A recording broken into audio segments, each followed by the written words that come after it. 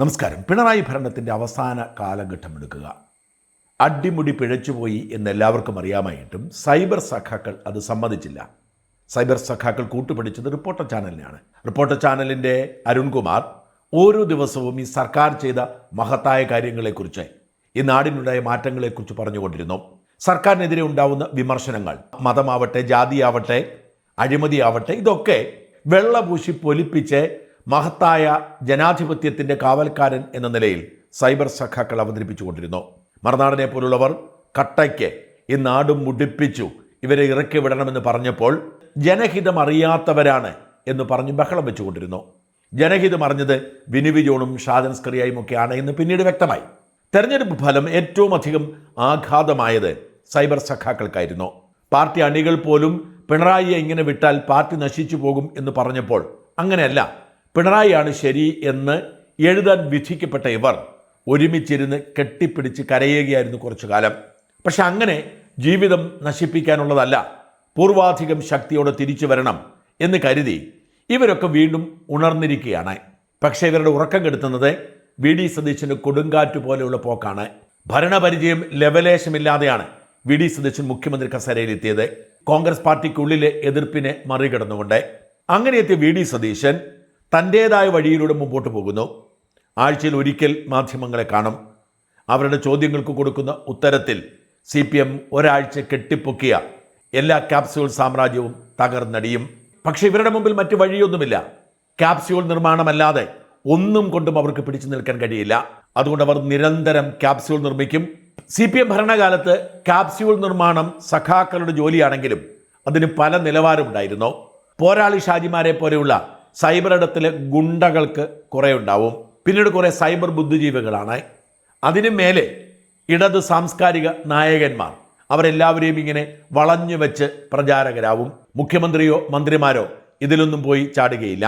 എന്നാൽ മുൻ മുഖ്യമന്ത്രി മുതൽ മുൻ മന്ത്രിമാർ വരെ എല്ലാവരും ഇപ്പോൾ ഒരേ പണിയാണ് ചെയ്യുന്നത്. ഒരു ക്യാപ്സ്യൂൾ AKG സെന്റർ നിർമ്മിക്കും. അതിനെ പലതരത്തിൽ ഈ വിഭാഗത്തിൽപ്പെട്ടവരെല്ലാം പ്രചരിപ്പിക്കും. പക്ഷെ ഒരാഴ്ചയിൽ കൂടുതൽ ഒരു ക്യാപ്സ്യൂളിനും ആയുസ്സുണ്ടായിരുന്നില്ല. ഏറ്റവും ഒടുവിൽ ആവേശത്തോടുകൂടി നിർമ്മിച്ചതാണ്. വി.ഡി. സതീശൻ മാധ്യമങ്ങളെ ഭയപ്പെടുന്നു, സ്വതന്ത്രാഭിപ്രായത്തെ ഭയപ്പെടുന്നു, അടിയന്തരാവസ്ഥയെ പോലും നാണിപ്പിക്കുന്ന തരത്തിൽ, മോദിയെ പോലും നാണിപ്പിക്കുന്ന തരത്തിൽ ഇവിടെ ഫ്രീ സ്പീച്ച് അടിച്ചമർത്തുന്നു എന്നത്. കഴിഞ്ഞ ആഴ്ച സതീശൻ അതിന് കൃത്യമായ മറുപടി കൊടുത്തു. ഭയങ്കര സംഭവമാണ്.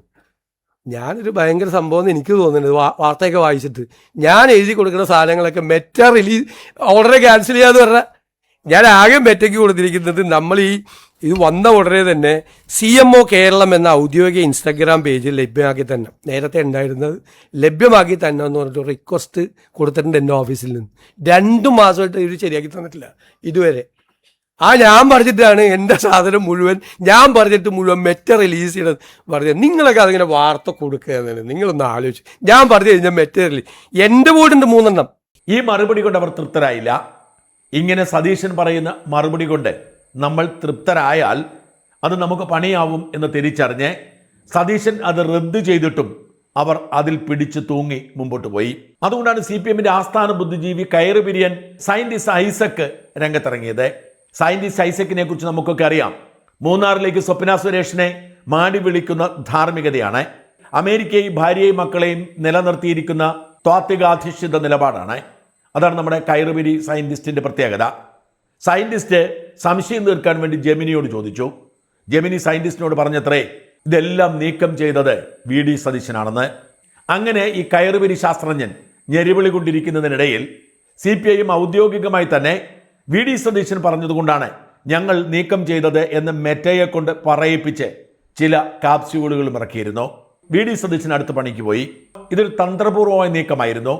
ഒരു ക്യാപ്സ്യൂൾ ഉണ്ടാക്കി അടുത്ത ആഴ്ച സതീശൻ പൊളിച്ചു കഴിയുമ്പോൾ പുതിയ ക്യാപ്സ്യൂൾ ഉണ്ടാക്കാൻ പോയാൽ എല്ലാ ക്യാപ്സ്യൂളും ഇല്ലാതാകുന്നത് കൊണ്ട് ഈ ഫ്രീ സ്പീച്ച് ക്യാപ്സ്യൂളിൽ പിടിച്ചു തൂങ്ങിക്കിടക്കാൻ തീരുമാനിച്ചാണ് അവർ ഈ ആഴ്ച പുതിയ വലിയ ക്യാപ്സ്യൂളൊന്നും നിർമ്മിക്കാതെ മുമ്പോട്ട് പോയത്.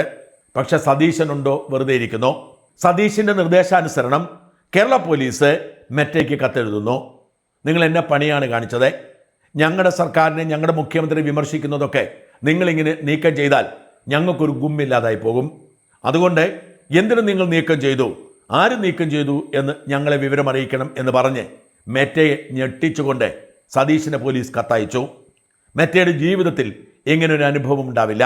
സാധാരണഗതിക്ക് ഭരണകൂടം അവർക്കെതിരായി വരുന്ന വീഡിയോകൾ നീക്കം ചെയ്യാതിരിക്കുമ്പോഴാണ് മുഷ്ടി ചുരുട്ടുന്നത്. ഇവിടെ ഒരു സർക്കാരിനെതിരായ വീഡിയോകൾ നീക്കം ചെയ്തപ്പോൾ സർക്കാർ പറയുകയാണ്, ഞങ്ങളോട് ഇങ്ങനെ ചെയ്യരുത്, എന്തിനു നിങ്ങൾ ഇത് നീക്കം ചെയ്തു എന്ന്. മെറ്റ അപ്പോൾ തന്നെ വിശദീകരണം ഇറക്കി, പോലീസിന് കത്തയച്ചു. ആ കത്തിൻ്റെ വിശദാംശങ്ങൾ പോലീസ് പുറത്തുവിട്ടു. മെറ്റ ഔദ്യോഗികമായി തന്നെ പറഞ്ഞു ഇതൊരു അബദ്ധം പറ്റിയതാണ്. അതായത് സോഷ്യൽ മീഡിയയുടെ വലിയ സാമ്പത്തിക തട്ടിപ്പുകൾ നടത്തുന്നു. മുഖ്യമന്ത്രിമാരുടെയും പ്രധാനമന്ത്രിയുടെയും ധനമന്ത്രിയുടെയും പ്രതിപക്ഷ നേതാവ് രാഹുൽ ഗാന്ധിയുടെയും ഒക്കെ ഫേക്ക് വീഡിയോകൾ ഉപയോഗിച്ചുകൊണ്ട് വലിയ തോതിൽ സാമ്പത്തിക തട്ടിപ്പ് നടത്തുന്നു. അതിനെ നിയന്ത്രിക്കാൻ പരമാവധി ശ്രമിച്ചെങ്കിലും പുതിയ തട്ടിപ്പുകാർ വരുന്നു. അതുകൊണ്ട് പുതിയൊരു AI ടൂൾ മെറ്റ പരീക്ഷിക്കുകയാണ്. AI ടൂള് ഇത്തരം വീഡിയോകളെ ഐഡന്റിഫൈ ചെയ്യും, എടുത്തു കളയും. ആ ഒരു സാങ്കേതിക പ്രശ്നത്തിൽ ഇതും അത്തരത്തിൽ പെടുന്നതാണ് എന്ന് തോന്നി നീക്കം ചെയ്തതാണ്. വ്യാജമായ വിവരങ്ങൾ ചേർത്ത് ഇങ്ങനെ വീഡിയോകൾ ചെയ്യുമ്പോൾ സ്വാഭാവികമായും മെറ്റയുടെ AI ടൂളിന് തോന്നും ഇത് വ്യാജമാണെന്ന്. അവർ നീക്കം ചെയ്തു.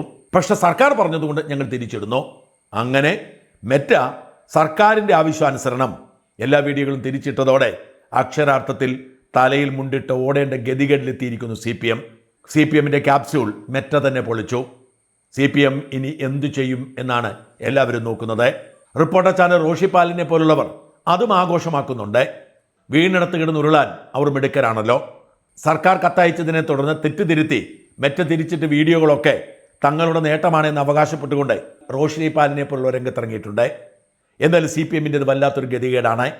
അവരുടെ ക്യാപ്സ്യൂൾ VD സതീശൻ്റെ ബോംബ് കൊണ്ട് തകർന്നില്ലെങ്കിൽ അത് തകർക്കാൻ അവർ ക്യാപ്സ്യൂൾ ആരെ ഉപാധിയാക്കി നിർമ്മിക്കുന്നുവോ അവർ തന്നെ രംഗത്ത് വരുന്ന വിചിത്രമായ സംഗതി. അതുകൊണ്ടാണ് സോഷ്യൽ മീഡിയയിൽ ഇത്രയധികം ട്രോളുകൾ. റിപ്പോർട്ടറിന്റെ പോരാട്ടത്തിൽ മുട്ടുമടക്കി മെറ്റ എന്നൊക്കെ പറഞ്ഞ് റിപ്പോർട്ടർ വീണിടത്ത് കിടന്ന് ഉരുളുന്നതിനെതിരെ ഹിലാൽ ബാബു ഇങ്ങനെ എഴുതി, റിപ്പോർട്ടറിന്റെ കാർഡുകൾ നീക്കം ചെയ്തത് മെറ്റയുടെ AI അൽഗോരിതം കാരണമാണ് എന്നാണ് കേരള പോലീസിന് മെറ്റ നൽകിയ മറുപടി. അതിനർത്ഥം മുഖ്യമന്ത്രിയുടെ ഓഫീസ് പിൻവലിപ്പിച്ചതാണ് എന്ന റിപ്പോർട്ടർ വാർത്ത വ്യാജ വാർത്തയായിരുന്നു എന്നാണ്. പക്ഷെ അത് മുഖ്യമന്ത്രിയുടെ ഓഫീസ് പിൻവലിപ്പിച്ചതാണ് എന്നതായിരുന്നു ഫാക്ട് ചെക്ക് പ്രമുഖയുടെ വാദം. അതായത് പ്രമുഖയുടേത് വ്യാജവാദമാണ് എന്ന് മെറ്റയുടെ മറുപടിയോടെ വ്യക്തമായി.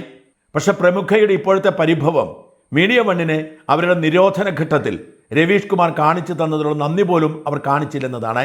യഥാർത്ഥത്തിൽ ഈ പരിഭവം കണ്ടപ്പോൾ തമാശയാണ് തോന്നിയത്. അത് പക്ഷെ പ്രമുഖയുടെ പ്രൊഫഷണലിസം കണ്ടിട്ടല്ലെന്ന് മാത്രം.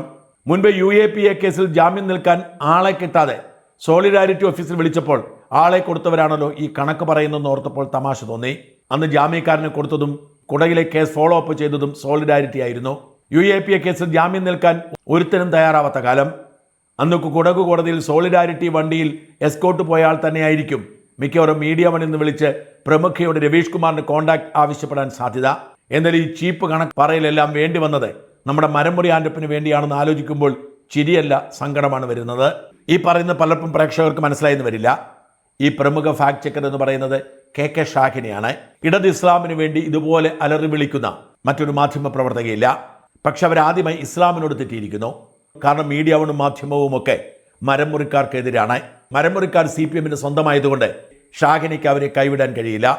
അതുകൊണ്ട് ഷാഹിന നാണം കെട്ട് മരമുറിക്കാരെ സംരക്ഷിച്ചുകൊണ്ട് പോസ്റ്റ് ഇട്ടു. എന്നിട്ട് അതിൻ്റെ പേരിൽ മീഡിയ വണ്ണിനിട്ടൊരു കുത്തുകൊടുത്തു. ആ രണ്ടുപേരുടെയും യുദ്ധത്തിലേക്ക് പോയാൽ ഒരുപാടുള്ളതുകൊണ്ട് ഇടത് സഹയാത്രികനായ പ്രേംകുമാർ അത് സംഗ്രഹിച്ചിരിക്കുന്നത് വായിച്ച് കേൾപ്പിച്ചാൽ കാര്യം പിടികിട്ടും. ചാനലുകൾ തമ്മിൽ തല്ലുകൂടുന്നതിനേക്കാൾ രസമാണ് മാപ്രകൾ തമ്മിൽ തല്ലുകൂടുന്നത് കാണാൻ.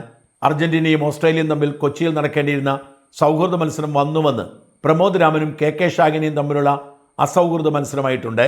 മഴയത്ത് കാണാൻ നല്ല രസമായി വരുന്ന അടിപിടിയുടെ നാൾ വഴികൾ. 2 നാൾ മുമ്പ് ഷാഹിന എഴുതുന്നു, ആൻഡ് ഓഗസ്റ്റ് എന്ന ബിസിനസ്സുകാരനെ എനിക്കറിയില്ല. അയാൾ എന്തെങ്കിലും ക്രിമിനൽ കുറ്റം ചെയ്തിട്ടുണ്ടെങ്കിൽ അത് കണ്ടുപിടിക്കുകയും അയാളെ ശിക്ഷിക്കുകയും ചെയ്യട്ടെ. അല്ലാതെ അയാൾ നടത്തുന്ന മാധ്യമ സ്ഥാപനത്തിനെ മൂടിക്കെട്ടാൻ ശ്രമിക്കുന്നത് അധികാര ഗർവ് മാത്രമാണ്. ഓർക്കണേ, ഇത്രയുമായിട്ടും ഷാഹിനിയെ പോലെ നീതിബോധമുണ്ട് എന്ന് അവകാശപ്പെടുന്ന ഒരു മാധ്യമ പ്രവർത്തകയ്ക്ക് ഈ കള്ളന്മാരെ വിമർശിക്കാൻ പേടിയാണ്. കുറ്റം ചെയ്തിട്ടുണ്ടെങ്കിൽ ശിക്ഷിക്കട്ടെ എന്ന്.